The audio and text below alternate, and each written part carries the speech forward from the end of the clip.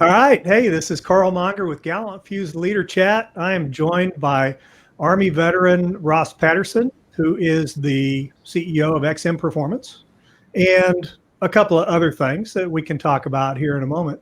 But Ross, it's awesome to have you here. It's good to be here. I love serving the veteran community. Love the work of GallantFew.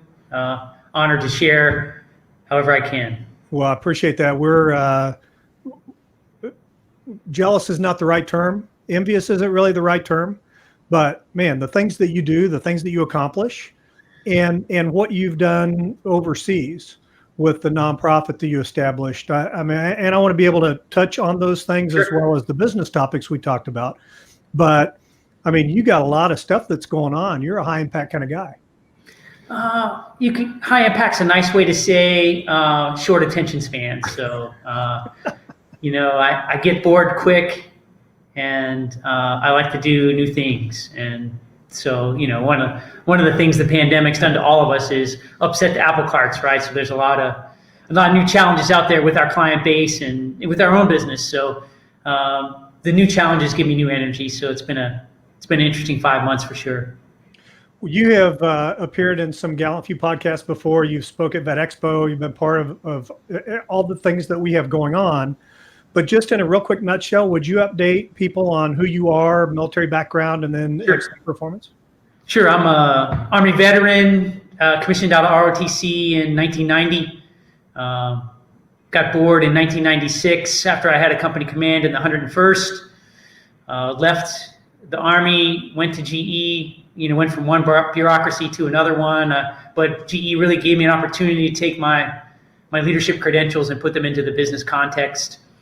After about 6 years working for GE, I kind of felt like they were extracting my soul a little bit, piece by piece. And that's when I started the nonprofit work. I was really kind of looking for that higher calling. Hey, what difference am I going to make? What's my legacy going to be? We got involved with some churches and businesses and veterans who were doing some work in Afghanistan. We've been training servant leaders and helping start tech businesses over there for the last 20 years, even though I never served in Afghanistan while in the Army. So I have deep friends over there, do some good work. From there, we've started and led a couple of other businesses too. I'm a little bit of a serial entrepreneur. My short attention span pays off for me. I get new ideas, and sometimes I just have to wheel myself. Anyway, I'm a recent empty nester. I've saved for and paid for three college educations for my children, and in a month I'll become a grandfather for the first time. So, congratulations! I didn't realize that. In spite of the pandemic, Paterson's. And you have a wonderful bike collection. I do have a nice bike collection too. So if you're ever in Dallas Fort Worth and you want to go for a ride, I have a bike you can borrow. Hey, this fall we need to do a trail ride. I mean, you've been on the road with me before, but I haven't been on a trail with you. So let's do it. I'm looking forward to that. You talked a minute ago about the short attention span and getting ideas and then acting on them. There's a lot of people out there that say, hey, I got this great idea, or hey, if only I owned my own business, or those kinds of things, and then they never do. Yeah. What is it what would you say, kind of in a nutshell, what's the motivation, or what's the first step that you take? And part of that goes into the newsletter that your company released, which keyed me to say, hey, I got to bring Ross on and talk about this. The three business diseases you talk about in the COVID environment: phantom clarity, reality distortion, and accidental isolation. And I have my cheat notes over here, so I can refer back to those. Right here. Yeah, good. All right. So, but kind of going before you get into that, you gotta somehow get the motivation to go and do something different, to take a chance, to be an entrepreneur.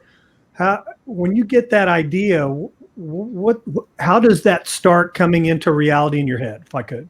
Yeah, I think, people come to me all the time because of what we do at XM Performance. They say, I got this business idea. And I start with three really simple questions, right? Infantry simple, Carl. I say, I got to keep things infantry simple, right? You know how that is. This will work for you, Zach, Bryce. I can help all you guys. But as you say, I think the motivation at first is I want to be my own boss, right? We have this desire for autonomy, and that's what drives us to go be a small business owner. And but really, it's so much more complex than that. And it comes down, when you roll it all down to, I think there's three questions. Hey, what problem do you solve? Who has that problem? and then how much is it worth for them for you to solve that problem? So for instance, if you're the world's best VCR repairman, it doesn't matter. There's nothing I can do at XM Performance to help you with that business model because it's irrelevant. That problem doesn't exist anymore. Nobody's going to pay you to solve that problem, right? So at the very simple level, that's what entrepreneurs do. Here's a problem I can solve. Can I solve it in a way that makes my client money and makes me money? And then we can do it again and again, right? So that's oversimplified.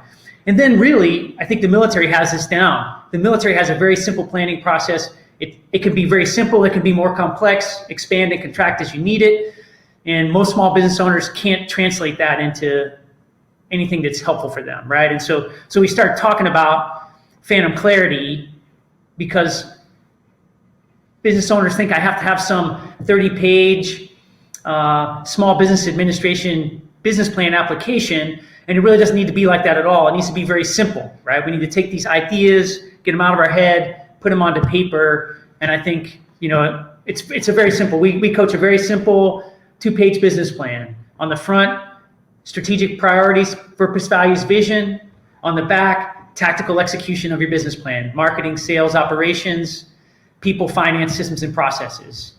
The military has a 5-paragraph op order. I have a 6-paragraph business plan. It's very simple. And we can move from more simple to complex, but what I find is people think they have a plan, and I say, okay, write it down for me. And then they show up to me the next day with a big blank pad and go, I thought I had a plan, and they don't. And that's what we talk about, phantom clarity. I don't know why our brains can do that, but somehow they can make all these false connections, and we can convince ourselves that we have a plan when we don't have a plan. I imagine it's the same way as guys fighting some addictions and things like that. We say we don't have a problem, but we absolutely have a problem, and we can tell ourselves lies all the time. So, well, I think not only that, but there's a tendency, and I don't think this is just a military veteran thing. This is a human thing. Yeah. But there's a tendency to let things go because it's working now. Yeah. So I'm just going to kind of let it go, right? Mm-hmm. So, but if there's a lot of younger veterans that I've talked to about this, they get into a job that pays them enough for their apartment and for their cable and for their phone, and they can go out on dates and they've got some money to do a couple of things, but they're not putting away money in savings, right? Mm-hmm. They're not planning for the future. They're not doing things that are materially going to make their life different in 10 or 20 years, but it's okay right now. Yeah. And so they're not thinking ahead to those things because there's a built-in level of comfort now.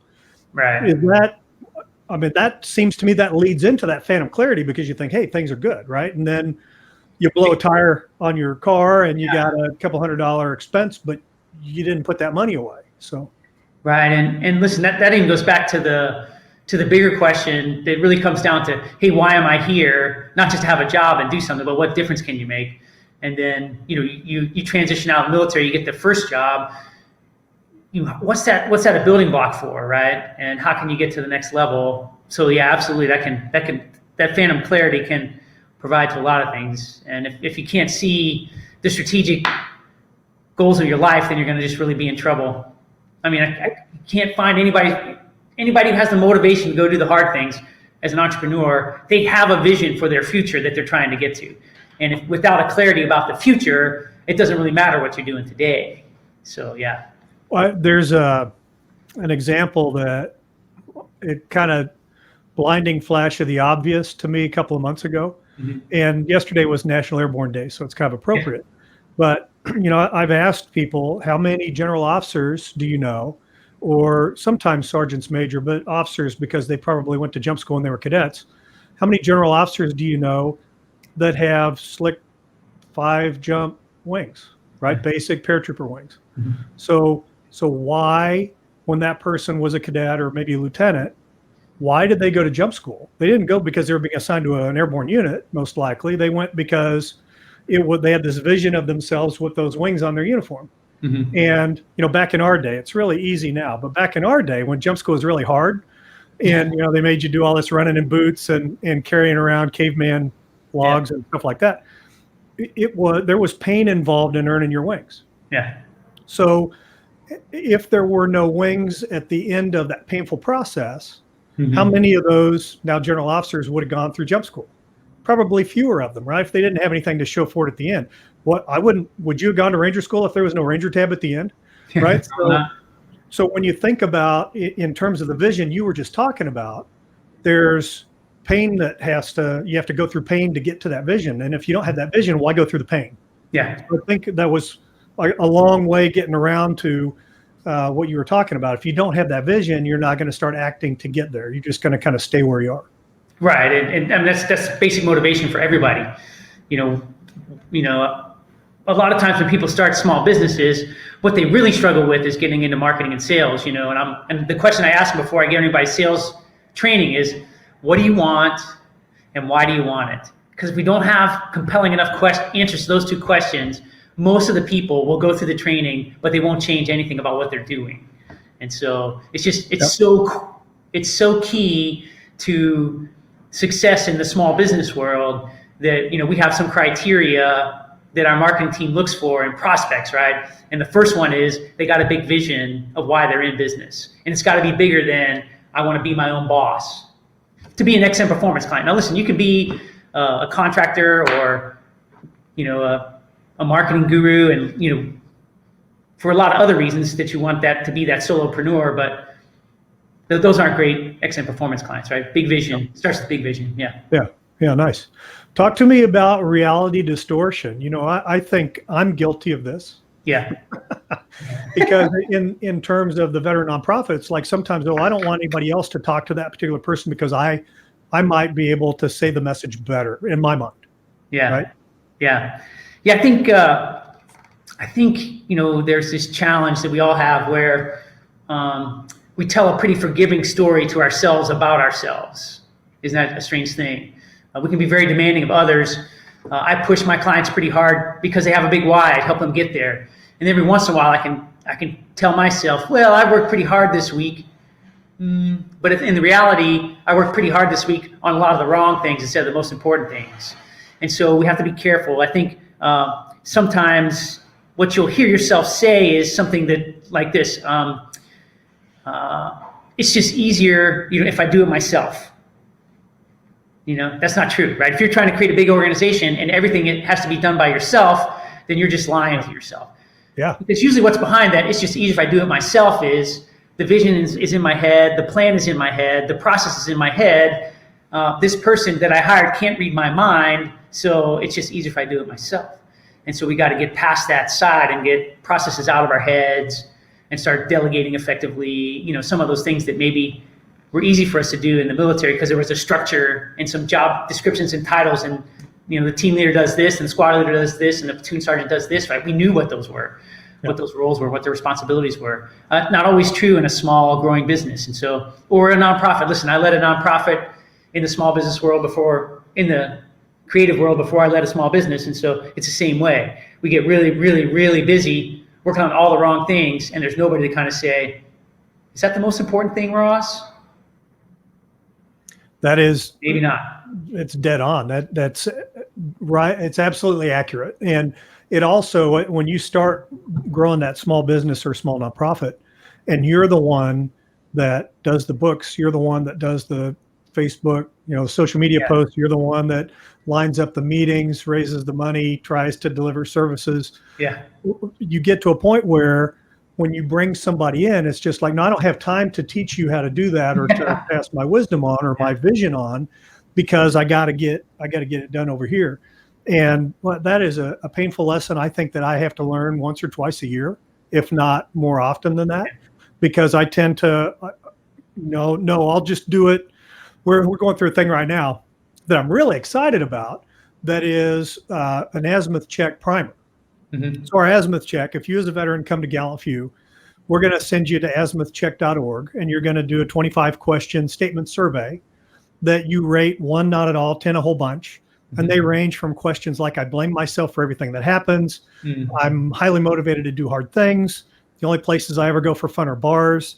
And so when we get this picture of where the veteran is in these areas, then we can start to look at how we might be able to help them. Well, for the last 3 years, I have been saying we need to have some short videos to help address each one of those points. So if somebody says, I'm highly motivated to do hard things and they score 4 out of 10, I want them to be able to click something and watch a video about motivation. How do what do I need to do to become self-motivated, or what's the first step?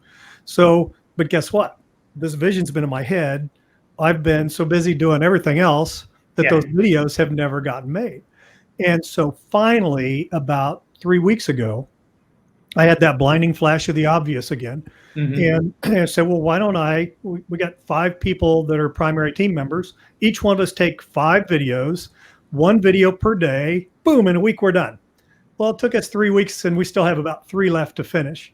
But now we have a document that when a veteran takes that azimuth check survey, they get this thing back that has a list of resources plus 2 to 3 minute videos they can watch on each one of those categories. And only by finally giving that up and saying, I got to let some other people in, they may do a video that I might not have done it that way, but it's okay because it provides value, right? It meets the need without it being exactly the way that I would have done it. And that's a control thing. It's difficult for me personally to give up. Well, and listen, that's everybody.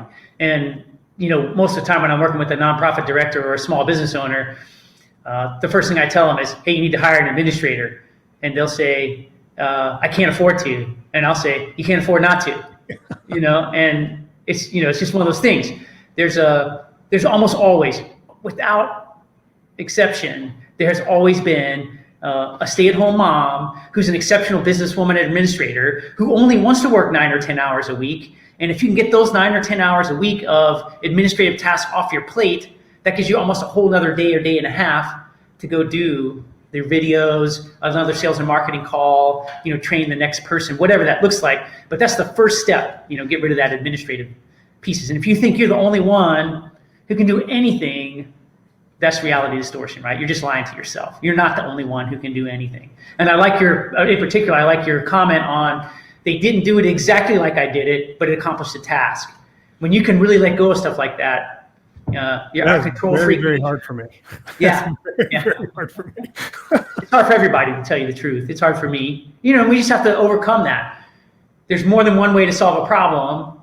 And if I can get 4 GallantFew members solving problems on 4 fronts and me on the 5th front, man, we're getting a lot more done. And hey, it's okay if they don't do it exactly like you. With my team, a lot of times they do it better than I did it. So, until you let go, right? Let go and let them have it. Yeah. Yeah. You all of a sudden you find out you're not the smartest guy. I'm not the only one who can do that. Matter of fact, I do it as a solid B-, and here's an A. Yeah. That's good. Talk to me about the third point, accidental isolation. Yeah. This is a real problem. Whether you're doing nonprofit or small business stuff, maybe even for humans in general, we get really busy running our own business, and it's overwhelming. There's nothing in the small business that's inherently complicated and you can't figure out by itself, but the complexity of trying to put it all together and keep this thing moving and growing can be overwhelming.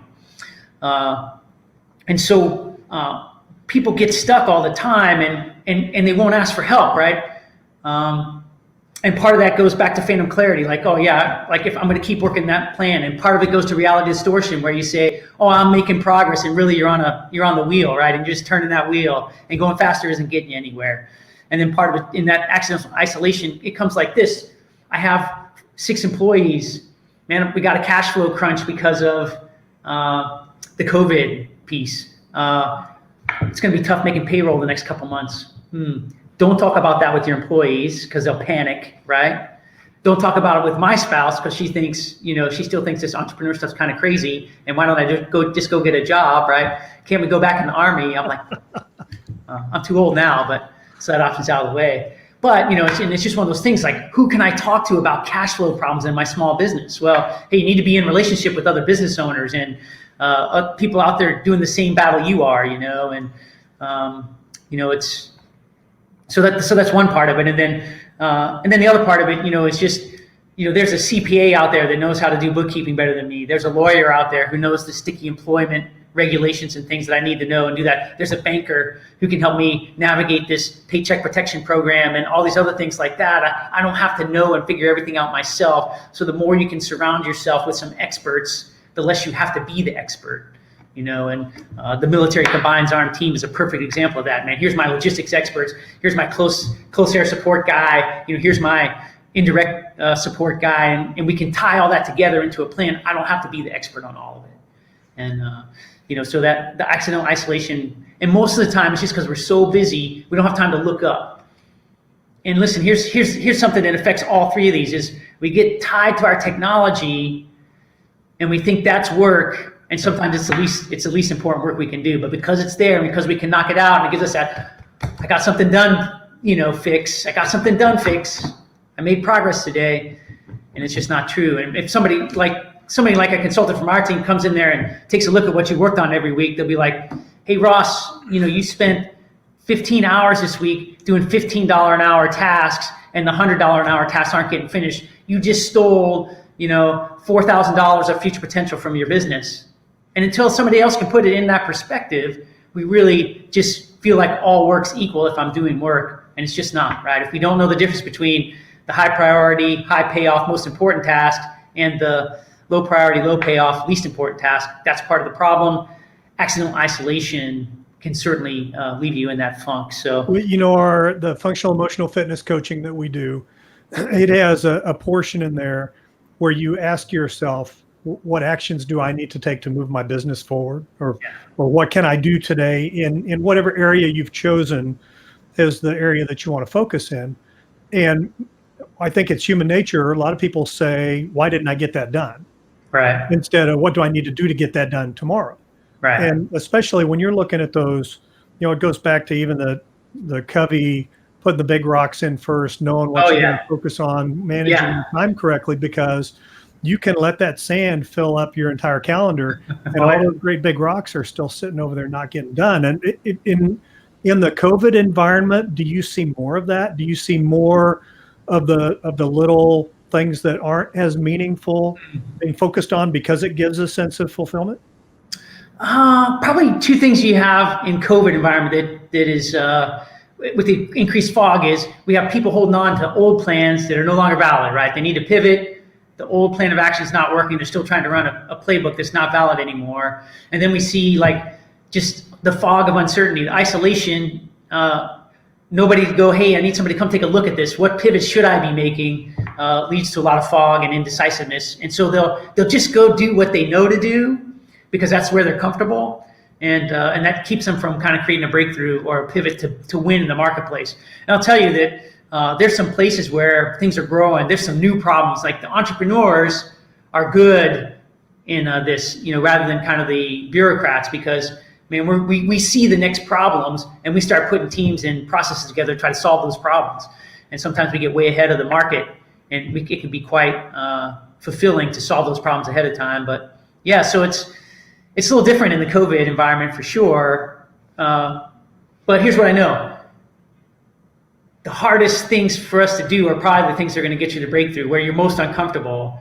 But what we spend most of our time on doing is things that we're confident and comfortable doing. And so we can fill up our calendar with all that at the neglect of this, especially if nobody's holding us accountable to do that. And that's the danger of the entrepreneur, small business owner, or director like yourself of a nonprofit is you have a board of directors, but they're not really driving you for performance. They're in a little bit of accountability for the financial things, and they're giving you the freedom and autonomy to do what you want to do. And if we don't have somebody doing that, one of our premier offerings here is we put small business owners into leadership forums together, right, based on the size of their business. And once a month, they got to sit in a room with a room full of their peers, and they can't say, "Oh, hey, I was too busy to work on the most important things," because they'll kind of get their asses kicked. Hey, everybody in here is really accountability is huge. This is not an environment where people are going to let you off the hook, because you were too busy to do the most important thing, right? It's a place where we're going to try to hold each other accountable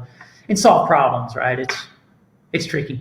Well, Ross, talk about how people can get a hold of you. Where can they learn more about that? Get your newsletter information, all that stuff. Yeah. So, our website's xmperformance.com. Really simple. There's a contact us page on there. My email is very simple, ross@xmperformance.com. And, feel free to hit me up with an email if you have questions, just want to get on some of our contact pieces. We have a lot of in person and online offerings, mostly here in North Texas, but we have some work that we do in Phoenix, and I'm glad to help a veteran, who's ready to do some work, right?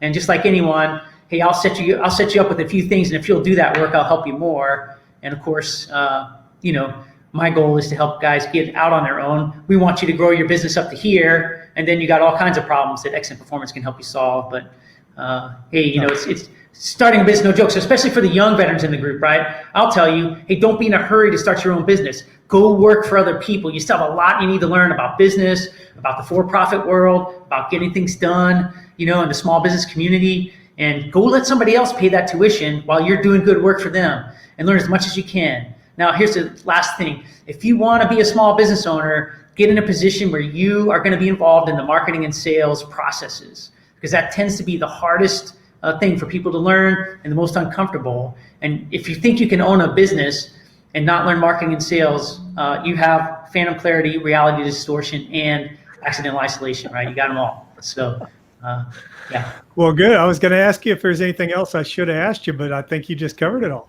Sure. All right. Thanks for having me, Carl. Ross, it's awesome to see you. I look forward to seeing you in person again soon. All right. All right. Take care. Be brave, be bold, and be gallant.